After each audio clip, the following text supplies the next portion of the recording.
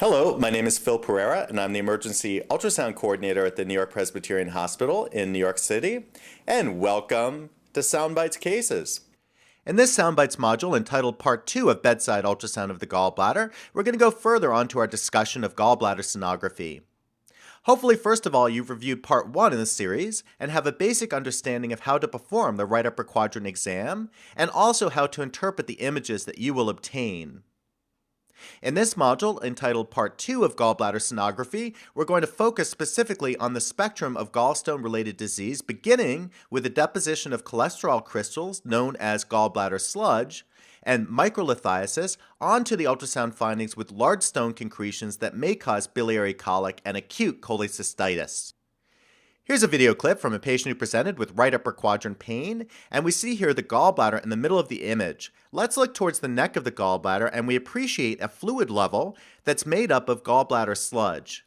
We see here that the gallbladder sludge is tucked in there towards the neck of the gallbladder, but we see crystals moving up towards the fundus and towards the body of the gallbladder. I'd like to make a couple points with regard to gallbladder sludge, and the first is that occasionally beam artifact can masquerade as gallbladder sludge. However, sludge is going to be defined as having a fluid level that is going to layer out with gravity. Also, remember that gallbladder sludge can occasionally cause symptoms of acute biliary colic and acute cholecystitis in patients, so it's not a benign finding. Here's a video clip from a young male presenting with right upper quadrant pain, and as we're looking through the gallbladder, we notice here a finding within the neck of the gallbladder. We see here a concretion of gallbladder sludge and also tiny gallbladder stones known as microlithiasis. Notice that the microlithiasis has a posterior acoustic shadowing due to the blocking of sound waves through the concretions of the cholesterol crystals. So, an interesting finding on the spectrum of gallbladder disease. Here's another video clip, again from a male presenting with right upper quadrant pain, and what we see here is a gallbladder in the middle of the image, and notice the layering out of multiple small stones on the back wall of the gallbladder. We see the characteristic appearance of a gallstone here. Notice it has a hyperechoic or bright appearance, and we can see shadows coming off the back as the sound waves can't permeate the hard cholesterol crystals. Here's a still image showing the classic appearance of an impacted stone at the gallbladder neck. Here we're looking through the lateral intercostal view, so we get a nice long axis view of the gallbladder. We can see here a gallstone that's located within the neck of the gallbladder. Notice that it has the classic bright or hyperechoic appearance, and we see the hard shadow, the blackout of sound waves posterior to the gallstone. Interestingly enough, as we rolled the patient around and inspected the gallstone failed to move, showing that it was impacted and the cause of the patient's biliary colic. Here's a video clip showing an impacted stone at the gallbladder neck, again taken from that lateral intercostal view that gives us those great long axis views of the gallbladder. We see the liver to the top of the image and the gallbladder inferior to the liver. Towards the neck of the gallbladder, we see a white, hyperechoic gallstone, and we see the classic posterior acoustic shadowing.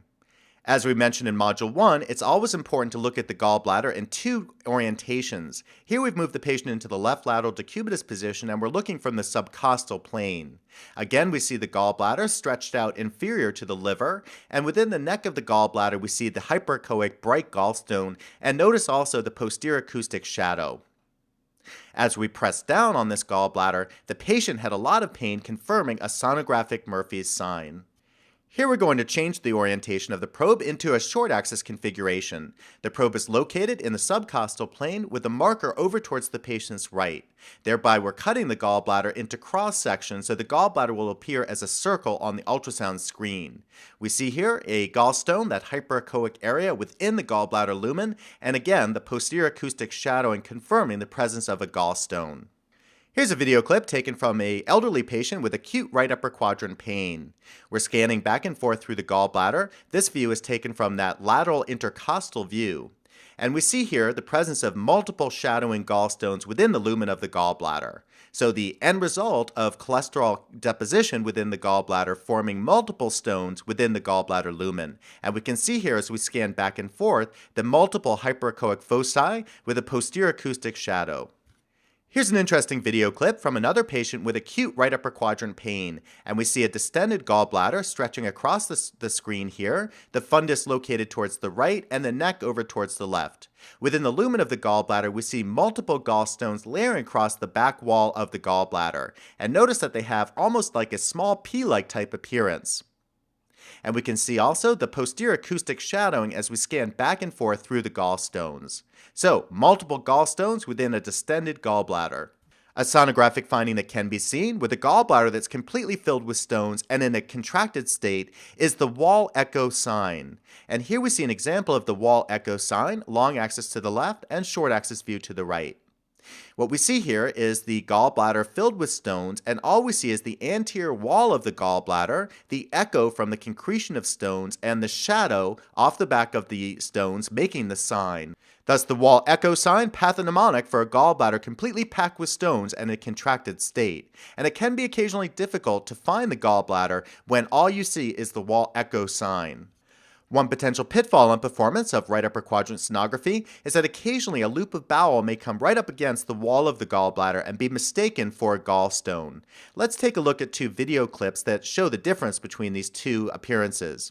In the video clip to the left, we see a loop of bowel that's right up against the posterior wall of the gallbladder. Notice that it has a bright or hyperechoic appearance that could be mistaken for a gallstone. However, the loop of bowel is clearly outside the gallbladder wall and not inside as a gallstone would be.